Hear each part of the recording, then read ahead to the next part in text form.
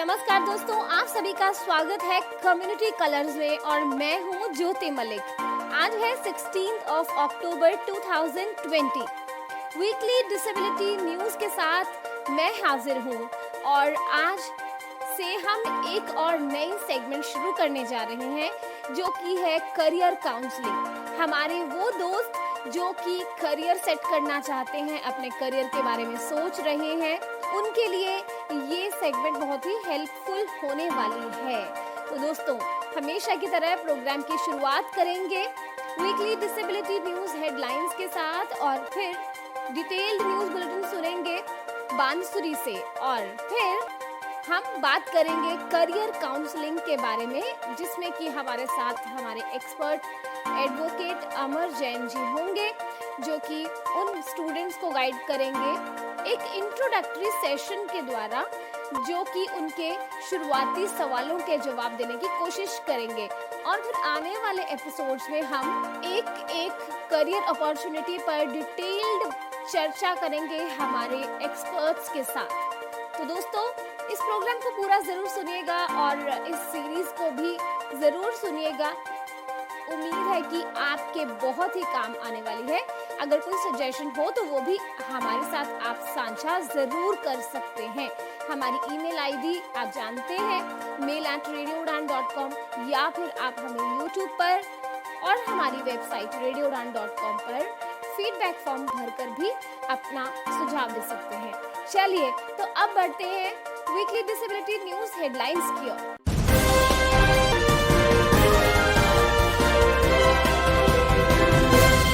Persons with disability के अधिकारों के लिए national platform for the rights of the disabled NPRD ने दर्ज की पुलिस शिकायत। फिल्म अभिनेत्री खुशबू सुंदर के खिलाफ की गई FIR। दिल्ली यूनिवर्सिटी के कॉलेज रामलाल आनंद में पर्सन्स विद डिसेबिलिटी के लिए सुविधाओं का अभाव। बेंगलुरु की kick start cabs persons with disability के लिए खास तौर पर लेकर आ रहे हैं ई-रिक्शा की सुविधा। अब पेंशन के लिए पर्सन्स विद डिसेबिलिटी का इंतजार हुआ खत्म। Ideal academy of Higher Learning ला रहा है online course on data management.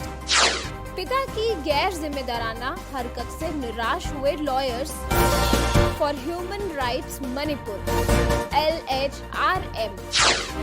खबरें कुछ और भी होंगी, सुनते रहिए रेडियो उड़ान। एक छोटे से ब्रेक के लिए रुकते हैं, ब्रेक के बाद वापस आएंगे और बांसुरी से सुनेंगे डिटेल्ड न्यूज बुलेटिन और उसके बाद करियर काउंसलिंग पर आज होने वाला है इंट्रोडक्टरी सेशन अमर जैन जी के साथ। सुनते रहिए रेडियो उड़ान, अ फ्लाइट ऑफ लाइफ। पहले मैं बहुत परेशान था, स्टाइलिश खो गया है, क्या करूं? व्हाइट केन चाहिए, अब किसको कहूं कि दिल्ली से लेके आए। बट थैंक्स टू सक्षम, अब सक्षम ने लॉन्च किया है ब्लाइंड पर्सन्स के लिए ऑनलाइन शॉपिंग पोर्टल। आप हर कोई वो प्रोडक्ट जो ब्लाइंड के लिए है एक क्लिक में मंगवा सकते हैं। आज ही लॉग इन करें www.sectec.in SAKTEK या कॉल करें 011-4241-1015। आप ईमेल कर सकते हैं info@sectec.in। My name is Ajit Wadekar, former captain of the Indian team. Hi there, this is Vidya Naik, former women's cricketer and also social worker. मैं Umesh Kulkarni, former Indian test cricketer. And आप सुन रहे हैं radio उड़ान, A flight of life.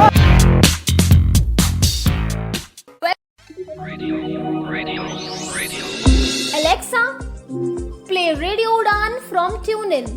Radio Udan from TuneIn. जी हाँ दोस्तों, मैं दानिश महाजन बदलते दौर में। Hey Google, play Radio Udan. Streaming Radio Udan from TuneIn. नमस्कार दोस्तों, आप सभी का स्वागत है कम्युनिटी कलर्स। प्ले रेडियो उड़ान। Playing Radio Udan. Hi good evening, आप सुन रहे हैं रेडियो उड़ान फ्लाइट ऑफ लाइफ। शो है बुकवर्ड।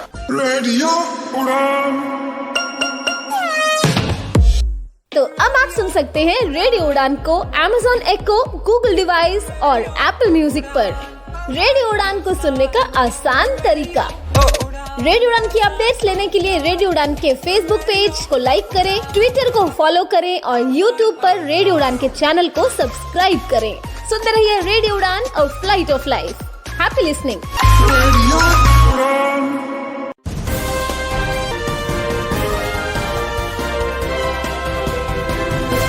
वेलकम बैक दोस्तों, एक बार फिर से स्वागत है आप सभी का कम्युनिटी कलर्स में। मैं हूँ ज्योति मलिक। ब्रेक से पहले आपने सुनी वीकली डिसेबिलिटी न्यूज हेडलाइंस। अब समय है डिटेल्ड न्यूज बुलेटिन का। आइए चलते हैं आरजे बांसुरी के पास। विकलांगों के लिए अधिकारों के लिए राष्ट्रीय मंच NPRD तमिलनाडु के सभी जिलों में पुलिस शिकायतें दर्ज कर रही है। फिल्म अभिनेत्री से राजनेता बनी खुशबू सुंदर को विकलांगों का अपमान करने के लिए FIR दर्ज करने की मांग रखी है। 13 अक्टूबर 2020 को चेन्नई हवाई अड्डे पर मीडिया से बातचीत के दौरान सुंदर ने पार्टी छोड़ने के लिए मानसिक रूप से मंद जैसे अपमानजनक शब्दों का इस्तेमाल किया है। ये मीडिया में हर जगह फैला हुआ है। खुशबू सुंदर ने टिप्पणी करने से इनकार भी नहीं किया है, जबकि खुशबू सुंदर को अपने विरोधियों पर राजनीतिक रूप से अधिकार करने का अधिकार है, लेकिन विकलांगता के नकारात्मक चित्रण को लागू करने वाले शब्दों का उपयोग अस्वीकार्य है। समय और फिर से सार्वजनिक कार्यालय रखने वाले लोग राजनीतिक विरोधियों की छवि को धूमिल करने के लिए इस तरह के नकारात्मक शब्दों का इस्तेमाल करते हैं, जिससे उन्हें वैधता मिलती है। ये बर्दाश्त नहीं किया जा सकता है। विकलांगों के अधिकारों के लिए राष्ट्रीय मंच सुंदर द्वारा की गई असंवेदनशील टिप्पणियों की कड़ी निंदा करता है। अन्य देशवासियों और खुशबू जैसे लोगों को याद दिलाना होगा कि इस तरह के अपमान को कानून द्वारा निषिद्ध किया गया है। विकलांग अधिनियम 2016 के अधिकारों के धारा 92A के अनुसार जो कोई भी जानबूझकर अपमान करता है या सार्वजनिक दृष्टि के भीतर किसी भी स्थान पर विकलांगता वाले व्यक्ति को अपमानित करने के इरादे से धमकाता है, इसके तहत कारावास के साथ दंडनीय कार्यकाल 6 महीने से कम नहीं होगा, लेकिन इसे 5 साल तक बढ़ाया भी जा सकता है। Tamil Nadu association for all rights of differently abled and care givers उसके प्रावधानों को लागू करने के खिलाफ FIR दर्ज करने की मांग कर रहा है। 2 वर्षों से दिल्ली विश्वविद्यालय के रामलाल आनंद कॉलेज में विकलांग छात्रों को बुनियादी शिक्षा सुविधाओं तक पहुंचने में कई कठिनाइयों का सामना करना पड़ रहा है। कॉलेज अधिकारियों द्वारा विभिन्न याचिकाओं और अपीलों को नजरअंदाज कर दिया गया है। निधि 3rd year BA Delhi university में रामलाल आनंद कॉलेज में छात्रा है एवं नेत्रहीन है। जब तक कक्षाएं ऑनलाइन पोस्ट लॉकडाउन में नहीं जाती, तब तक निधि कुछ साथी छात्रों द्वारा कक्षाओं में ले जाने के लिए कॉलेज के गेट पर इंतजार करती है। निधि कहती है, दृष्टिबाधित छात्रों की सहायता के लिए गेट पर कोई मददगार नहीं है। अगर वहां कठिन रास्ते और ब्रेल संकेत थे, मैं अपने दम पर जा सकती थी। ये उपलब्ध नहीं है। अक्सर मुझे इस वजह से अपने लेक्चर के लिए देर हो जाती है। स्पर्श पथ के अभाव, ब्रेल साइनेज, रैंप, मोटर चालित व्हीलचेयर कुछ ऐसी मांगे हैं जिनके लिए RLAC में विकलांग छात्र संघर्ष कर रहे हैं। हालांकि ये विश्वविद्यालय और केंद्रीय कानून के दिशा निर्देशों के दायरे में इनमें से कई सुविधाएं हैं। इन छात्रों का कहना है कि उन्होंने जनवरी और जून 2019 के बीच कॉलेज के प्रिंसिपल को 12 से अधिक आवेदन भेजे और इन सुविधाओं के लिए कहा। अक्टूबर 2018 में राष्ट्रीय मूल्यांकन और प्रत्यायन परिषद NACC ने द्विवार्षिक समीक्षा के भाग के रूप में कॉलेज का दौरा किया, जब बुनियादी सुविधाओं, छात्रों की सहायता आदि सहित विभिन्न चीजों पर कॉलेजों का निरीक्षण किया गया था। विकलांग छात्रों में से कुछ ने उन्हें NAAC टीम को बताने के लिए कहा कि कॉलेज ने हमेशा आवश्यक सुविधाओं के साथ हमारा समर्थन किया है। बदले में हमें वादा किया गया था कि हमारी मांगों को पूरा किया जाएगा। ऐसा कहना है जयंत सिंह राघव का, जो कि एक दृष्टिबाधित छात्र हैं। 24 जनवरी 2019 को संयोजक समान अवसर सेल RLAC के साथ एक बैठक के दौरान उन्हें फिर से कुछ आश्वासन दिए गए। जब जयंत ने कहा कि आगे कुछ नहीं हुआ, तो जयंत प्रिंसिपल से मिले। उन्होंने कहा वो हमारे साथ बेहद असभ्य थे और यहाँ तक कि मेरे माता पिता को भी मेरे साथ मानसिक रूप से दबाव बनाने और दबाव डालने के लिए कहते थे। उनके माता पिता ने प्रिंसिपल से लिखित शिकायत के लिए कहा, जो कभी नहीं आई। 3 हफ्तों के भीतर कॉलेज के अधिकारियों ने एक मोटर चालित व्हीलचेयर और कीबो स्कैनर के लिए प्रदान किया था। हालांकि उनके बाद से कुछ भी स्थानांतरित नहीं हुआ है। छात्रों ने दिल्ली के मुख्यमंत्री अरविंद केजरीवाल और फिर विकलांग व्यक्तियों के लिए मुख्य आयुक्त CCPD से संपर्क किया। कई अनुस्मारक के बावजूद कॉलेज CCPD के कार्यालय में वापस जाने में विफल रहा है। जुलाई 2020 में छात्रों ने ऑडिट रिपोर्ट की स्थिति पर एक RTI भी दायर की। ये भी अनुत्तरित हो गया है। बेंगलुरु स्थित किकस्टार्ट कैब्स मैसूरू में ई-रिक्शा लॉन्च करने के लिए पूरी तरह तैयार है। वे एक परीक्षण के आधार पर 2 से 4 रिक्शा के साथ शुरू करेंगे और मांग बढ़ने पर अधिक जोड़ देंगे। ये ई-रिक्शा विकलांग लोगों के लिए सस्ती और सुलभ होने जा रहे हैं। गतिशीलता के मुद्दों वाले लोगों के लिए किसी मित्र के पास जाना या परिवार के साथ एक रेस्टोरेंट में जाना सार्वजनिक स्थानों पर पहुंच की कमी के कारण एक कठिन काम हो सकता था। RPWD अधिनियम 2016 जैसे कानून आने के बावजूद केंद्र और राज्य सरकारें इन्हें लागू करने में विफल रही हैं। सार्वजनिक परिवहन सुलभ नहीं है। बेंगलुरु में किकस्टार्ट कैब्स को वर्ष 2013 में न केवल विकलांगों के लिए सुरक्षित और परेशानी मुक्त परिवहन सुनिश्चित करने के लिए शुरू किया गया था, बल्कि बुजुर्ग लोग भी इसका फायदा उठा सकते थे। वे जल्द ही मैसूरू में ई-रिक्शा शुरू करने जा रहे हैं, जो एक ऐसी सेवा है जो न केवल सामर्थ्य पर ध्यान केंद्रित करती है, बल्कि विकलांग लोगों के लिए भी आराम देती है। किकस्टार्ट कैब श्री कृष्ण सिवा और विद्याराम सुबन के दिमाग की उपज है। 3 दशक से अधिक समय तक विकलांगता की स्थिति में बारीकी से काम करने के बाद विद्या स्पष्ट रूप से विकलांग लोगों की जरूरतों और आवश्यकताओं को जानती थी। उन्होंने कई NGO के संगठनों के साथ काम किया है जो दुनिया भर के लोगों को सक्षम बनाता है। श्री कृष्ण को समुदाय के साथ कोई पूर्व अनुभव नहीं था। जब ऐसी सुलभता की बात आती है तो भारत पीछे की ओर है। ये वही है जिसने दोनों को कुछ ऐसा शुरू करने के लिए प्रेरित किया है जो विकलांग लोगों के लिए मददगार हो सकता है। उपयोगकर्ता को केवल एक टैक्सी की कॉल और बुकिंग करनी होगी। किकस्टार्ट कैब्स के पास व्हीलचेयर उपयोगकर्ताओं के लिए सुविधाओं के साथ और गतिशीलता मुद्दों वाले 7 वाहनों का वे मालिक हैं। यहाँ तक कि ड्राइवर क्लाइंट की मदद करने के लिए सुसज्जित है। यदि रुचि है तो आप बेंगलुरु के बाहर भी यात्रा करने के लिए कैब बुक कर सकते हैं। ई-रिक्शा किकस्टार्ट कैब्स में टीम द्वारा शुरू किया गया एक अभिनव उपक्रम है।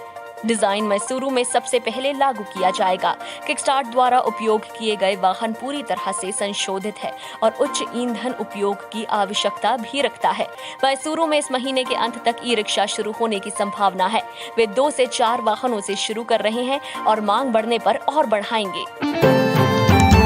दिव्यांग व्यक्तियों की भलाई के क्षेत्र में प्रशंसनीय काम करने वाले दिव्यांगजन व्यक्तियों, कर्मचारियों, खिलाड़ियों व संस्थाओं को 3 दिसंबर को state award to physical handicap के साथ अंतर्राष्ट्रीय दिव्यांग दिवस के मौके पर सम्मानित किया जाएगा। DC अपनी त्रियात ने बताया कि सामाजिक सुरक्षा और महिला व बाल विकास विभाग ने उक्त दिव्यांगजन व्यक्तियों, कर्मचारियों, खिलाड़ियों व संस्थाओं से आवेदन मांगे हैं। State award to physical handicap 2020-21 के लिए योग्य आवेदक जिला सामाजिक सुरक्षा अधिकारी से निर्धारित प्रोफोमा प्राप्त कर सकते हैं। वह हर पक्ष से मुकम्मल प्रोफोमा उनके कार्यालय में 20 अक्टूबर से पहले दे सकते हैं। निर्धारित तिथि के बाद प्राप्त हुए आवेदनों पर कोई विचार नहीं किया जाएगा। जिला सामाजिक सुरक्षा अधिकारी मुकेश गौतम ने बताया कि जिला स्तर पर प्राप्त आवेदनों को DC होशियारपुर की अध्यक्षता के अंतर्गत गठन की गई कमेटी की सिफारिश के आधार पर प्रदेश स्तरीय कमेटी को भेजा जाएगा। उसी आधार पर स्टेट अवार्डियों का चयन किया जाएगा। पेंशन के लिए लंबे समय से संघर्ष कर रहे दिव्यांगों को जल्द पेंशन मिलने जा रही है। दिव्यांग पेंशन के लिए समाज कल्याण विभाग को शासन को 3.5 करोड़ रुपए मिल गए हैं, जो कि ट्रेजरी में करवा दिए गए हैं। जल्द ही दिव्यांगों के खाते में पेंशन आ जाएगी। अगले सप्ताह से भुगतान हो जाएगा। इसके बाद वृद्ध पेंशन भी जल्द आने की उम्मीद है। कोरोना काल में दिव्यांगों की समस्या को देखते हुए शासन की ओर से दिव्यांगजनों को अप्रैल से जून 3 महीने की पेंशन अप्रैल महीने में ही दे दी गई थी। जुलाई से सितंबर महीने की पेंशन करीब 1000 दिव्यांगों को तो दी जा चुकी है, लेकिन अब भी 9000 के करीब दिव्यांगजनों को पेंशन नहीं मिल पाई है। गुरुवार को दिव्यांगजनों की ओर से गांधी पार्क के निकट रोष प्रदर्शन भी किया गया था। इसके बाद शासन की ओर से 1 दिन बाद ही दिव्यांगों की पेंशन जारी कर दी गई थी। जिला समाज कल्याण अधिकारी हेमलता पांडे ने बताया कि गुरुवार शाम को दिव्यांग पेंशन का बजट करीब 3.5 करोड़ मिल चुका है। पैसे ट्रेजरी में जमा करवा दिए गए हैं। अगले सप्ताह सभी दिव्यांगजनों के खातों में पेंशन चली जाएगी। इसके अलावा वृद्ध पेंशन के लिए भी शासन को आवेदन किया गया है। जल्द ही ये पेंशन भी जारी हो जाएगी। अगर आप सीखना चाहते हैं डेटा मैनेजमेंट स्किल्स तो ideal academy of higher learnings IAHL लेकर आया है आपके लिए एक ऑनलाइन कोर्स और एडवांस एक्सेल। इसके टॉपिक्स होंगे marksheet, attendance sheet, salary sheets, charts, sorting and filter, conditional formatting, macros, V lookup, H lookup, pivot table, etcetera. इस कोर्स के लिए दृष्टिबाधित लोग एलिजिबल होंगे और ये एक पेड कोर्स होगा। आप अपनी सुविधा के अनुसार एक टाइम स्लॉट चूज कर सकते हैं। अधिक जानकारी के लिए कॉल करें 9028713008 या फिर ईमेल करें idealacademy.in@gmail.com। Lawyers for human rights Manipur LHRM ने कहा है कि इसने सुगनु अवांग लेकाई के एक व्यक्ति के खिलाफ अनुकरणीय कार्रवाई की है, जिसने अपने बेटे के साथ अमानवीय व्यवहार किया है, जो जन्म से दृष्टिबाधित और दिव्यांग है, और गैर जिम्मेदार पिता को उसके गलत काम का एहसास होने के बाद उसका सबक सिखाया गया। LHRM की एक प्रेस रिलीज में इसके कार्यकारी निदेशक एडवोकेट M कोरोनाबाल लोवांग द्वारा हस्ताक्षरित ये कहा गया है कि LHRM द्वारा संबंधित सुगनु पुलिस स्टेशन में एक शिकायत का मामला दर्ज किया गया था। Parents council for persons with disabilities Manipur के सहायक सचिव कोंथोजम सोनिया छानू से एक याचिका प्राप्त होने के तुरंत बाद। इसलिए इस मामले में सुगनु पुलिस स्टेशन के अध्यक्ष OC Chongtham surgeon Singh, LHRM के कार्यकारी निदेशक एडवोकेट M कोरोनाबाल लोवांग, काकचिंग के कार्यक्रम अधिकारी प्रभारी और थाउबल शाखा के वकील लेम्बिसाना मेदिंगू के साथ सदस्य अधिवक्ता RK सोमरजीत सिंह ने आरोपी पिता येंगखुम मुहिंद्रू सिंह के साथ अपनी गलतियों का एहसास कराकर एक निर्णायक बात की। 11 अक्टूबर 2020 को सुगनु पुलिस स्टेशन में बातचीत हुई। नोट में कहा गया है कि आरोपी येंगखुम मुहिंद्रू सिंह को भविष्य में अपने दिव्यांग बेटे के प्रति अपने आक्रामक व्यवहार को नहीं दोहराने के आश्वासन के बाद उन्हें छोड़ा गया था। इसके अलावा LHRM ने सुगनु police station OC Chongtham surgeon की सराहना की और अभियुक्तों के समय पर समन की सराहना की और उन्हें अपने बेटे के लिए अवांछनीय गतिविधियों का एहसास कराया। LHRM ने भविष्य में होने वाली ऐसी ही घटनाओं के बारे में किसी भी शिकायत के लिए लोगों को इसके नंबर 7005143391 या फिर 8131020460 पर या वकीलों से संपर्क करने के लिए आमंत्रित किया। भारत सरकार ने 29 जुलाई 2020 को अपने नए राष्ट्रीय शिक्षा नीति NEP की घोषणा की। इसके बाद राष्ट्रीय शिक्षा नीति के तहत उच्च शिक्षा में परिवर्तनकारी सुधारों पर एक राष्ट्रीय कॉन्क्लेव का आयोजन 7 अगस्त 2020 को किया गया। इसके बाद 9 सितंबर 2020 को राज्यपालों का सम्मेलन और 19 सितंबर 2020 को आगंतुक सम्मेलन आयोजित किया गया। शिक्षा मंत्रालय ने NEP 2020 के सभी महत्वपूर्ण विषयों पर 5 सितंबर से 25 सितंबर 2020 तक शिक्षा पर्व के दौरान कई वेबिनार आयोजित किए। देश भर के विभिन्न विश्वविद्यालयों या कॉलेजों में बड़ी संख्या में वेबिनार, चर्चाएं और बैठकें भी आयोजित की जा रही हैं। NEP 2020 की घोषणा के बाद इम्प्लीमेंटेशन प्लान को अंतिम रूप देने के लिए विभिन्न हितधारकों के साथ एक विस्तृत परामर्श प्रक्रिया भी चल रही है।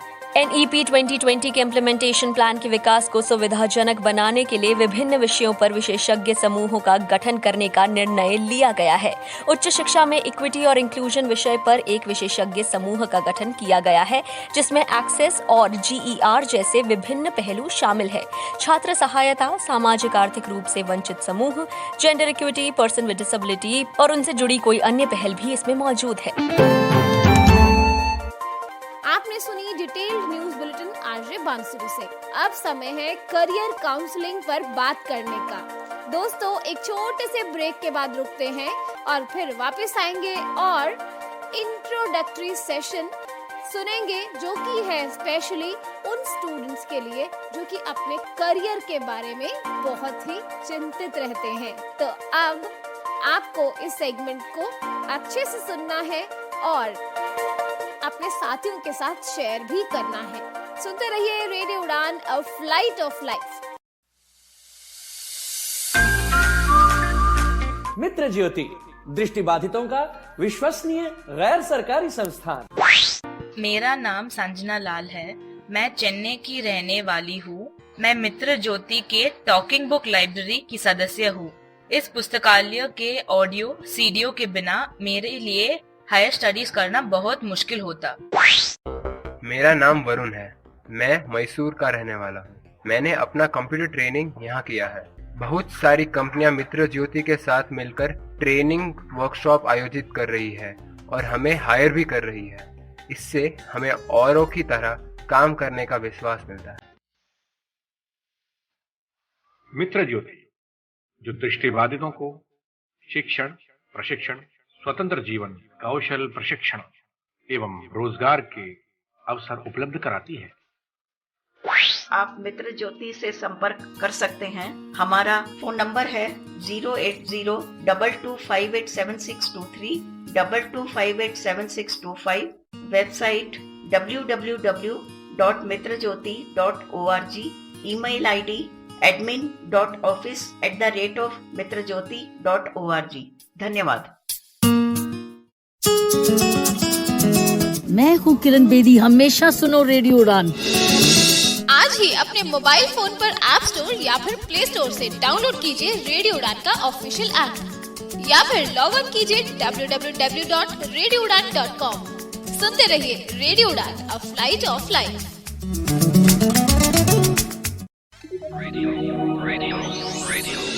Alexa, play Radio Udan from TuneIn. Radio Udan from TuneIn. जी हाँ दोस्तों, मैं दानिश महाजन बदलते दौर में। Hey Google, play Radio Udan. Streaming Radio Udan from TuneIn. नमस्कार दोस्तों, आप सभी का स्वागत है कम्युनिटी कलर्स प्ले रेडियो उड़ान। Playing Radio Udan. हाय, गुड इवनिंग। आप सुन रहे हैं radio fight of life. Show है बुकवर्ड। रेडियो उड़ान। तो अब आप सुन सकते हैं रेडियो उड़ान को Amazon Echo, Google डिवाइस और Apple म्यूजिक पर। रेडियो उड़ान को सुनने का आसान तरीका। रेडियो उड़ान की अपडेट्स लेने के लिए रेडियो उड़ान के फेसबुक पेज को लाइक करें, ट्विटर को फॉलो करें और यूट्यूब पर रेडियो उड़ान के चैनल को सब्सक्राइब करें। सुनते रहिए रेडियो उड़ान, a flight of life. Happy listening.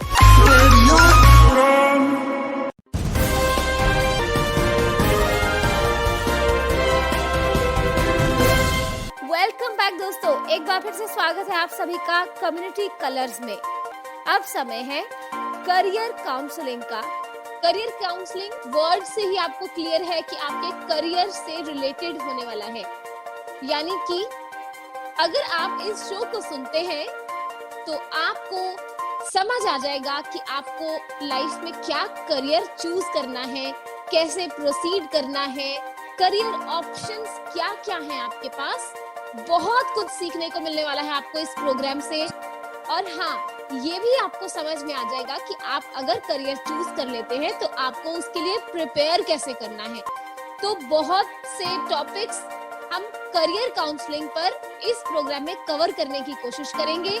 इस प्रोग्राम में कोई एक्सपर्ट हमारे साथ होंगे, वो अपनी सजेशंस और अपने एक्सपीरियंस के बेस पे आपको बताएंगे कि आप अपने करियर को किस तरह से बेटर और जिसमें आप अपना बेस्ट दे सके उस तरीके से चुन सकते हैं।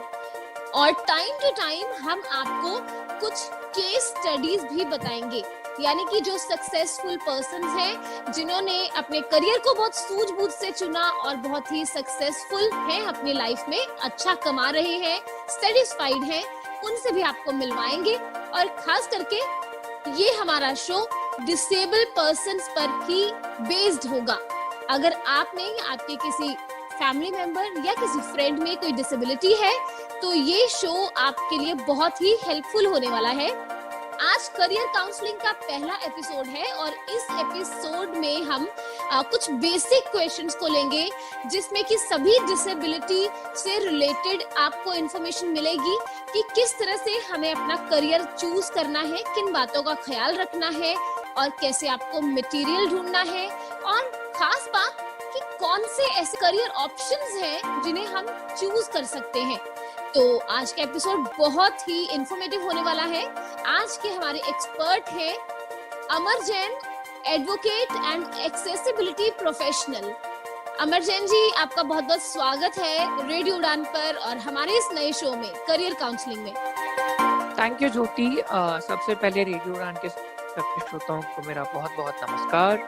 और मुझे खुशी है इस बात को देखते हुए कि रेडियो उड़ान ने हर समय नए नए मुद्दों को और रेलेवेंट इश्यूज को उठाया है, और आप और आपकी पूरी टीम बहुत बेहतरीन काम कर रहे हैं, उसके लिए आप बहुत धन्यवाद के पात्र हैं।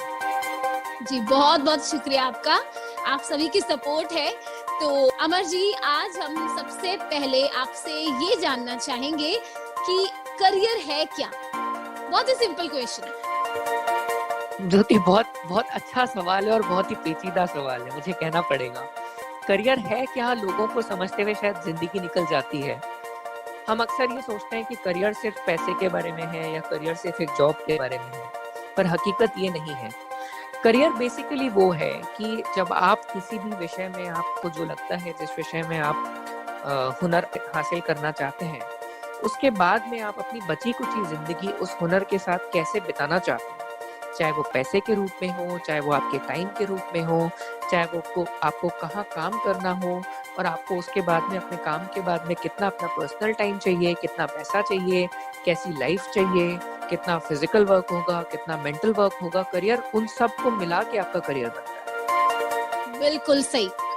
हम जब छोटे थे हमें तो इतना ही लगता था कि कहाँ पर हमें बहुत शोहरत मिल सकती है और बहुत पैसा कमा सकते हैं, इसके अलावा तो कुछ सोचा ही नहीं था। पर मैं जो कि एक बात बता सकता हूँ, लोग ऐसी गलती अक्सर कर जाते हैं और उसी चक्कर में अपना करियर चूज कर लेते हैं, और उसके बाद में 2-3 साल बाद में वो इतना थक जाते हैं और इतना मेंटली परेशान हो जाते हैं कि उस करियर को वो कंटिन्यू करते भी हैं तो परेशान होके करते हैं, और या फिर कर नहीं पाते। बिल्कुल सही कहा। करियर चूज करने से पहले बहुत सी प्रॉब्लम्स आती हैं, चलिए खैर उन पर हम बारी बारी बात करेंगे, बट फिलहाल तो करियर के बारे में तो हमें पता चल गया कि करियर है क्या। अब हम ये जानना चाहते हैं कि हमें क्या करियर चूज करना है, ये थॉट कब दिमाग में आना चाहिए, मतलब इस पर हमारा एक्शन कब होना चाहिए?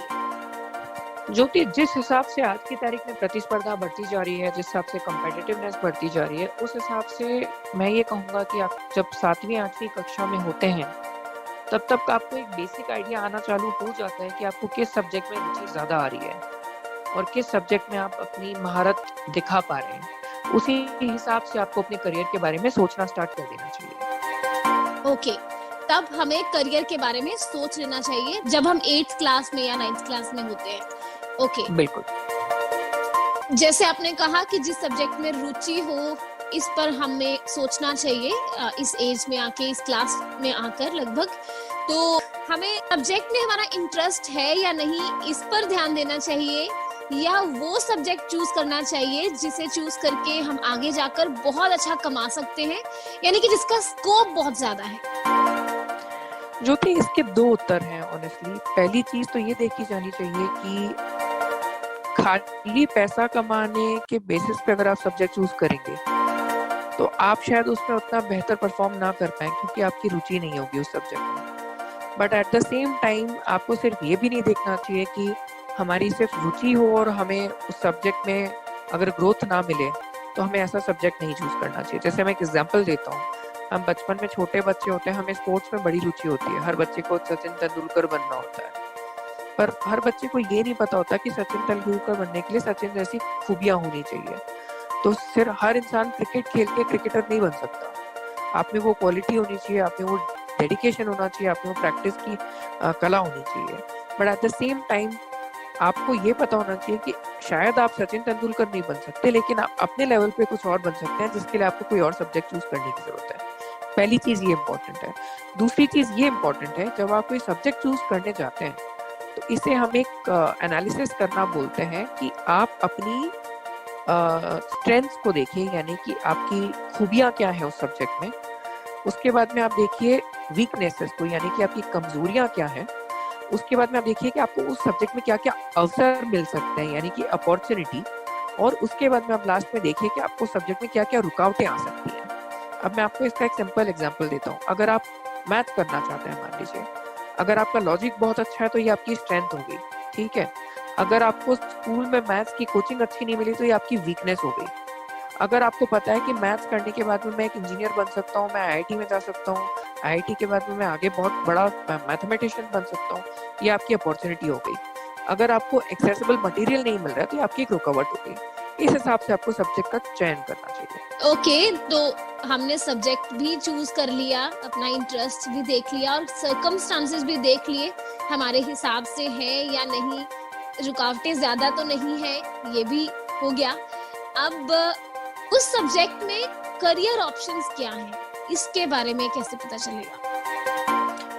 बिल्कुल ज्योति, बहुत वैलिड सवाल पूछा है आपने। बिकॉज काफी लोग क्या होता है, सब्जेक्ट तो चूज कर लेते हैं कि हाँ हमें ये करना है वो करना है, और उन्हें ये नहीं पता होता कि करियर ऑप्शंस क्या होता है।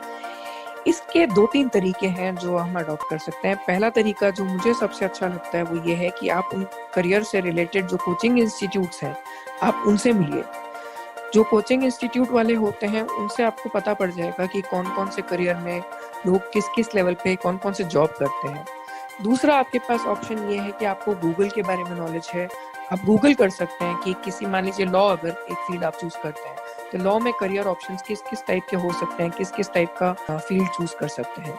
तीसरी चीज जो इम्पोर्टेंट होती है वो ये इम्पोर्टेंट होती है कि करियर में आप जो भी करियर आप चूज करें तो आप किस टाइप की वर्क स्टाइल या वर्क लाइफ चाहते हैं। 10 से 5 का जॉब चाहिए आपको, या आपको रात को अगर 12 बजे तक भी जॉब करने में दिक्कत नहीं हो तो क्या आप उस चीज से एडजस्ट कर सकते हैं कि नहीं कर सकते हैं। वो सारे फैक्टर्स, सैलरी कितनी चाहिए, किस टाइप का वर्क प्लेस होना चाहिए आपका, किस टाइप का काम होना चाहिए, वो सब चीजें आप चूज करके उसके हिसाब से अपना करियर चूज करें। चलिए, तो सब्जेक्ट चूज करने के बाद करियर भी चूज कर लिया कि हमें इस पर्टिकुलर करियर में जाना है, तो अब उसके लिए हमें प्रिपरेशन किस तरह से करनी है? बिल्कुल ज्योति, बहुत अच्छा सवाल पूछा आपने अगेन, और आप काफी वैलिड क्वेश्चंस पूछ रही हैं on the way. I really appreciate that.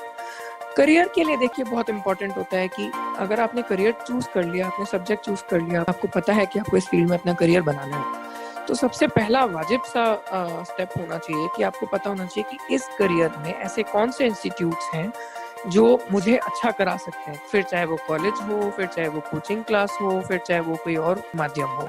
पहली चीज ये होती है। जब आप वो पता कर लेते हैं उसके बाद में आपको ये पता होना चाहिए कि इस करियर के लिए मुझे किस किस कला की जरूरत है, किस किस स्किल की जरूरत है। जब आपको स्किल पता होगी तो आप उसके हिसाब से अपने आप को डेवलप करने की कोशिश करेंगे। मान लीजिए लॉ में अगर आपको रिसर्च की कैपेसिटी आपको बहुत चाहिए, या मान लीजिए आपकी ड्राफ्टिंग अच्छी होनी चाहिए, तो आप धीरे धीरे कोशिश करेंगे कॉलेज लेवल पे आप अपनी ड्राफ्टिंग इंप्रूव करने का हर मौका देखेंगे। तो इस तरीके से आप अपने आप को इम्प्रूव करने की कोशिश करिए।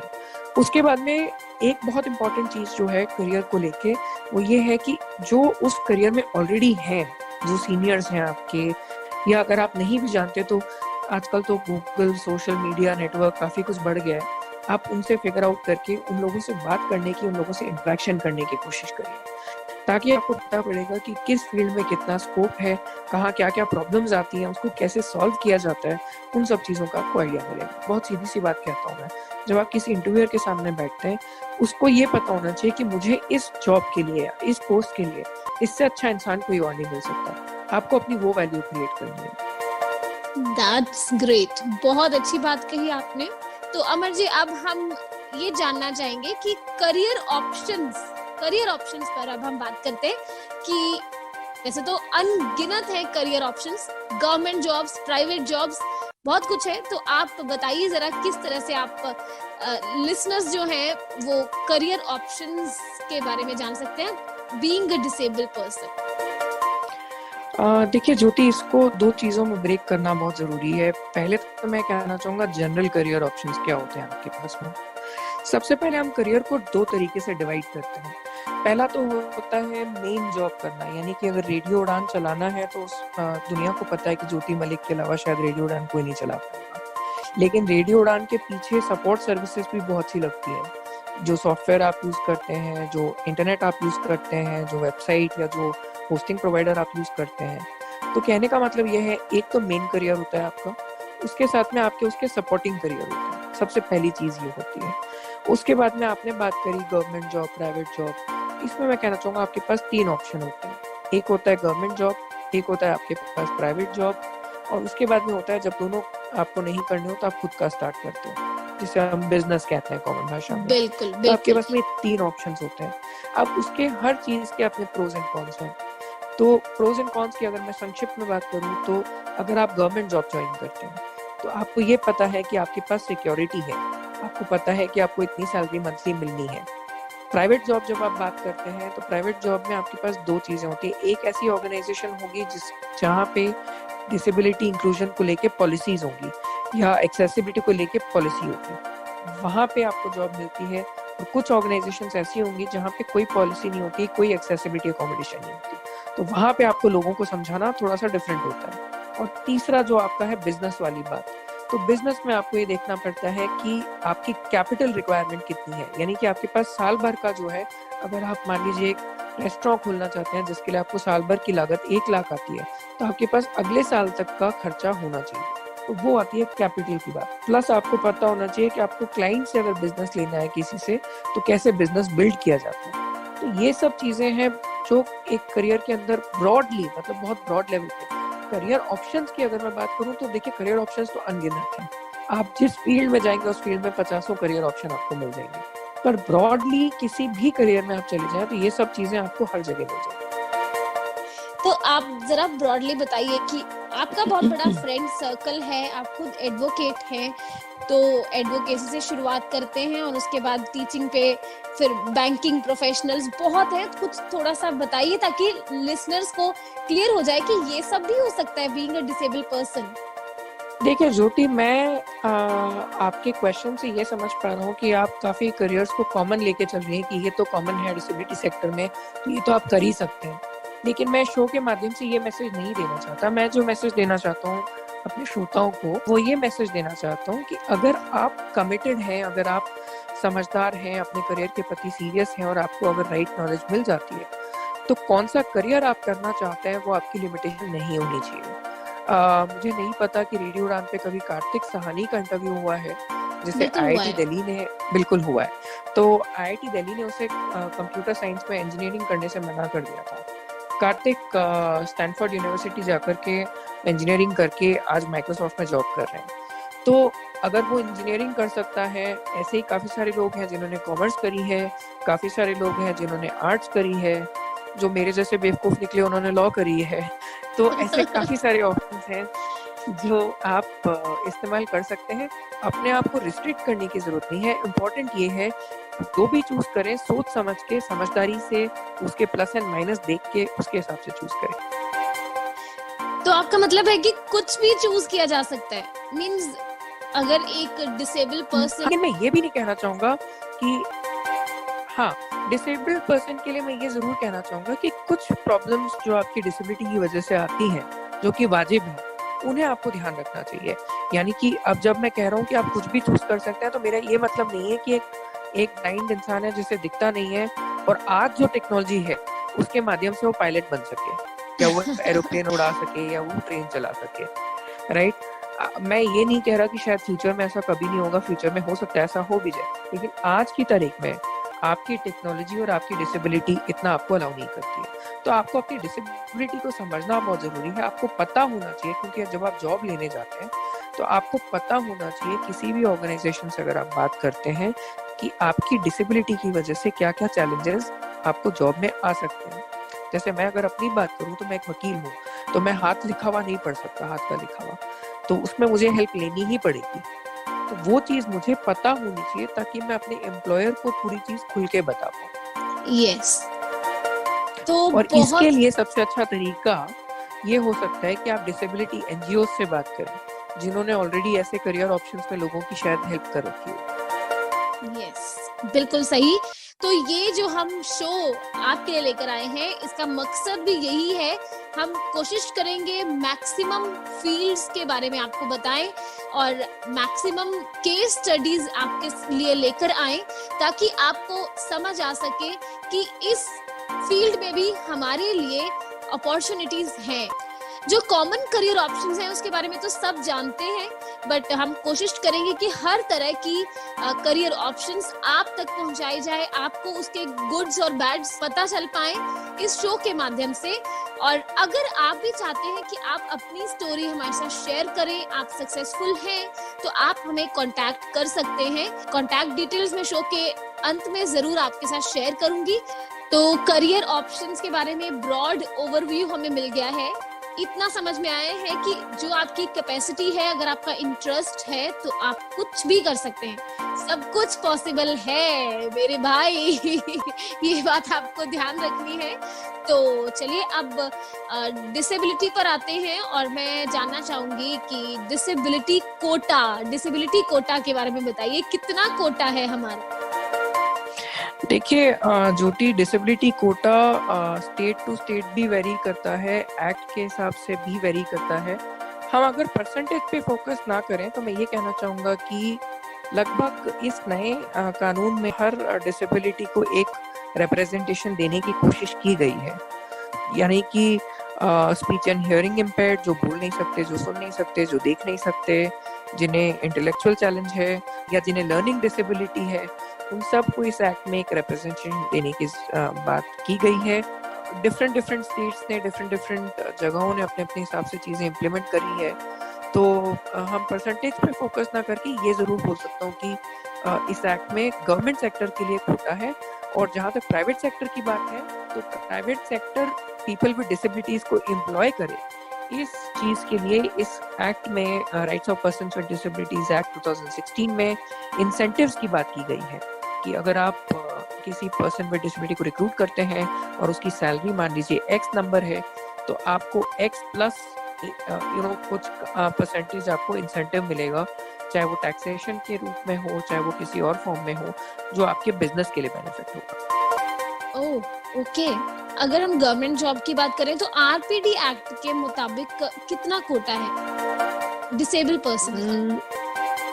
ज्योति, मुझे एग्जैक्ट फिगर तो याद नहीं है, चेक करना पड़ेगा, बट 4 से 5% के बीच में कोटा जरूर है। ओके, तो इतना कोटा है हमारा, और अगर आप चाहें तो आप अप्लाई कर सकते हैं। जब गवर्नमेंट जॉब का नोटिफिकेशन निकलता है तो उसमें लिखा भी होता है कि पर्सन्स विद डिसेबिलिटी, इवन उन्होंने आइडेंटिफाई किया होता है कि वीआई के लिए इतनी पोस्ट है, लोकोमोटर डिसेबिलिटी के लिए इतनी है, हेयरिंग इम्पेयर्ड के लिए इतनी है, तो वो उन्होंने पूरा मेंशन किया होता है। तो आपको इस बात पर भी गौर करना है कि आपकी जो डिसेबिलिटी है उसके लिए जॉब में सीट रिजर्व है या नहीं।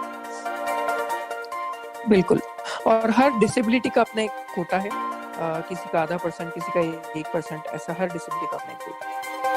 ओके, खास करके जब हमें कोई डिसेबिलिटी होती है तो जॉब तो मिल जाती है, और ये ज्यादातर गवर्नमेंट जॉब में ये प्रॉब्लम रहती है, जो मेरा पर्सनल एक्सपीरियंस है। हो सकता है कि प्राइवेट जॉब जो कर रहे हैं उन्हें भी शायद ये प्रॉब्लम फेस करनी पड़ती हो। जॉब जब मिल जाती है फिर हमें काम आइडेंटिफाई करना मुश्किल हो जाता है कई बार। या तो हमारे ऑफिस में हमें काम दिया नहीं जाता, अगर मिलता है तो कई बार हम नहीं कर पाते, कुछ भी इशू हो सकता है, इशू किसी भी तरह का हो सकता है क्योंकि हमारी डिसेबिलिटी है इसलिए। तो इस पर आप क्या गाइड करना चाहेंगे, कैसे काम को आइडेंटिफाई किया जाए, कैसे उसे अच्छे तरीके से निभाया जाए? देखिए ज्योति, यहाँ पे 2 बात कहना बहुत इम्पोर्टेंट है। पहली चीज तो ये है कि आप जिस जॉब में जा रहे हैं, मान लीजिए आपने एक एडमिनिस्ट्रेटिव ऑफिसर की तरह जॉब ज्वाइन किया है, तो एडमिनिस्ट्रेटिव ऑफिसर का क्या क्या काम होता है आपको वो पता करना आना चाहिए। वो डिफिकल्ट नहीं है।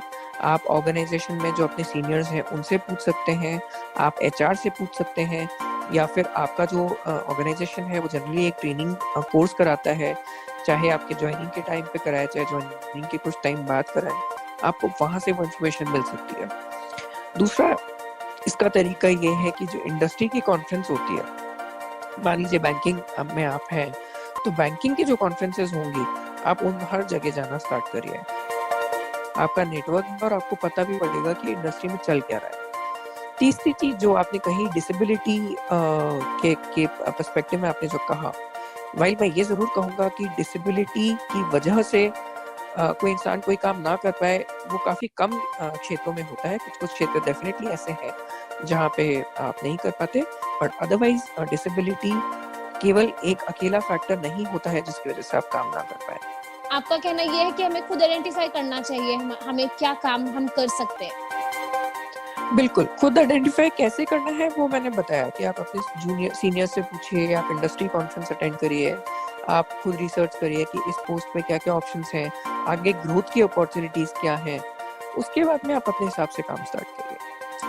अगर डिसेबिलिटी आड़े आती हो तो कई बार ऐसा होता है कि हमें जॉब मिल गई, काम भी पता चल गया हम क्या कर सकते हैं, पर बीइंग अ डिसेबल्ड पर्सन, किसी भी तरह की डिसेबिलिटी हो सकती है, हम अच्छे से काम नहीं कर पाते क्योंकि बहुत सी प्रॉब्लम्स हमें फेस करनी पड़ती है। अब चाहे वो एक्सेसिबिलिटी का इशू हो या किसी भी तरह का इशू, तो उस केस में हम क्या कर सकते हैं, अपना बेस्ट कैसे दे सकते हैं? ज्योति, काफी इम्पोर्टेंट क्वेश्चन पूछा आपने, और ये आई थिंक ये प्रॉब्लम हम सब फेस करते हैं, शायद आप भी फेस करते हो, मैं भी फेस करता हूँ। देखिए, इसमें क्या होता है कि डिसेबिलिटी की वजह से प्रॉब्लम जॉब में है या डिसेबिलिटी की वजह से प्रॉब्लम एटीट्यूड में है लोगों के, पहला असेसमेंट ये जरूरी हो जाता है। मेजॉरिटी ऑफ द केस में वो सिर्फ एटीट्यूड की वजह से आपको एक अपॉर्चुनिटी देने से घबराते हैं। अगर आपको एटीट्यूड लेना आ गया, प्यार से बात करके, प्यार से नहीं माना तो कंप्लेन किया, कंप्लेन नहीं माना तो आगे की चीजें करी, अगर आपको वो आ गया तो आपको कोई रोक नहीं सकता अपनी क्रेडेंशियल एस्टैब्लिश करने के लिए।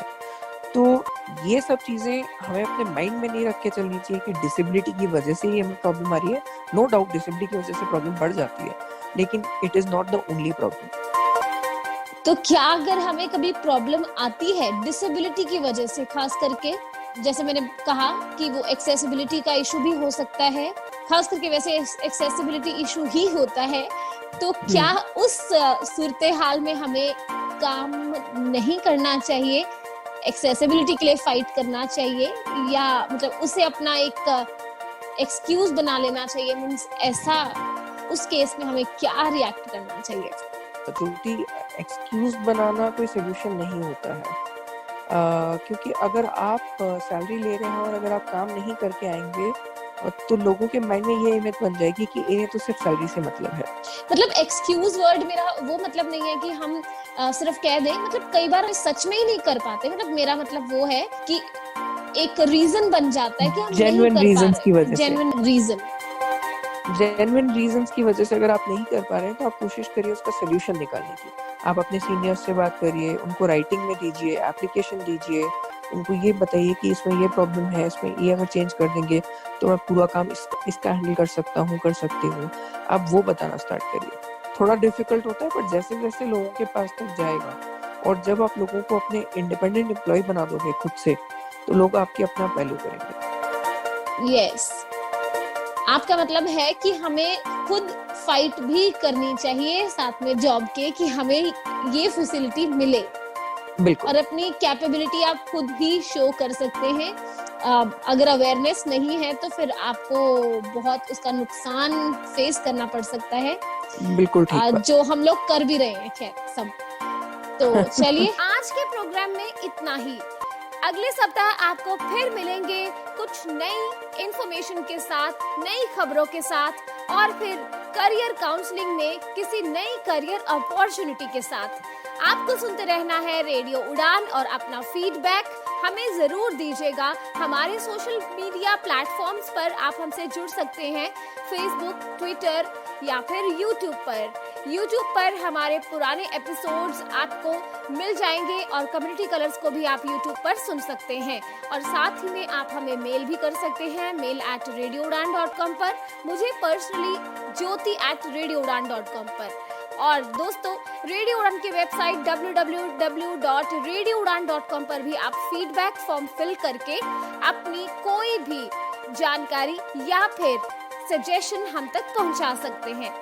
आप सभी का बहुत बहुत शुक्रिया। अगले सप्ताह फिर मिलेंगे। मुझे दीजिए इजाजत। गुड नाइट, बाय बाय, शुभ रात्रि।